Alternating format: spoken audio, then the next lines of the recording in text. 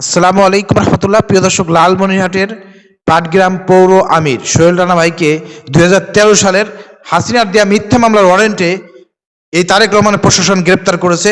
এ বিষয়ে আপনারা সবাই অবগত হয়েছেন, আপনাদেরকে ভিডিওর মাধ্যমে জানিয়ে দিচ্ছি, আপনারা সবাই প্রতিবাদ করতেছেন। প্রিয় দর্শক, আমি লক্ষ্য করলাম এখনো বাংলাদেশ জামাত ইসলামের কেন্দ্র পর্যায় থেকে কোনো প্রতিবাদ আসে নাই। এত লেট হবে কেন? এই সোহেল রানা ভাই, জামাতের এই পৌর আমির, তিনি বিগত দিন ফ্যাসিবাদের সময় এত পরিমাণ জেল জরিমানার শিকার হয়েছেন, এত মামলার শিকার হয়েছেন, এত নির্যাতনের শিকার হয়েছেন, প্রিয় দর্শক, বলে বোঝানোর ভাষা নাই। তিনি জেল কেটেছেন, প্রিয় দর্শক, তার বাবা মারা গেছে, কিন্তু বাবার জানাজায় তিনি শরীক হতে পারেন নাই। এতটা নির্যাতনের শিকার হয়েছেন। সেই নির্যাতিত কর্মীর পক্ষে আজকে জামাত ইসলামের অফিসিয়াল ফেসবুক পেজ থেকে অথবা কেন্দ্রীয় নেতারা এখন পর্যন্ত প্রতিবাদ করতেছে না। আমরা কিন্তু আশ্চর্য হয়ে যাচ্ছি। কেন্দ্রীয় নেতা গ্রেপ্তার হইলে কিন্তু সারা বাংলাদেশে কিন্তু তোলপাড় সৃষ্টি হয়ে যেত।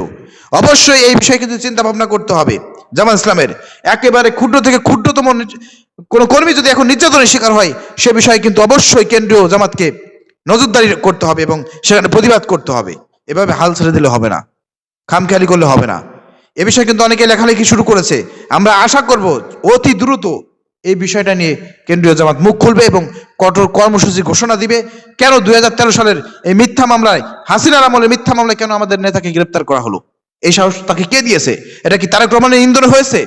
এগুলো সম্পূর্ণ খোলাসা করতে হবে, এগুলো মেনে নেওয়া হবে না।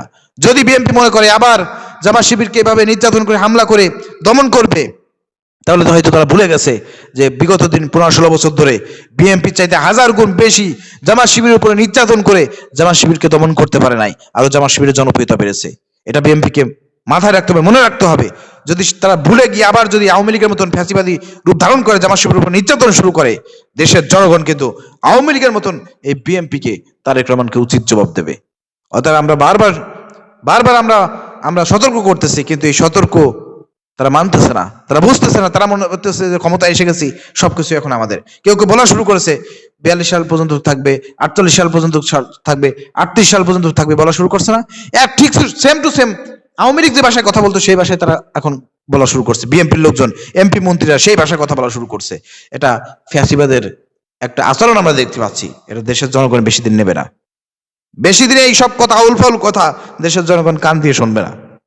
অবশ্যই উচিত জবাব দেশের জনগণকে সাথে নিয়ে বাংলাদেশ জামাত ইসলামী দেবে। অতি বিলম্বে আমরা বলতে চাই, আমাদের এই নেতাকে মুক্তি দিতে হবে এবং জামাত ইসলামীকে অবশ্যই কেন্দ্রীয়ভাবে সিদ্ধান্ত নিতে হবে এবং এর প্রতিবাদ জানাতে হবে এবং সরকারকে আলটিমেটাম দিতে হবে। আমরা সেটার অপেক্ষায় থাকলাম। ভিডিও শেয়ার করে সবাই প্রতিবাদ করেন। আসসালামু আলাইকুম রহমতুল্লাহ।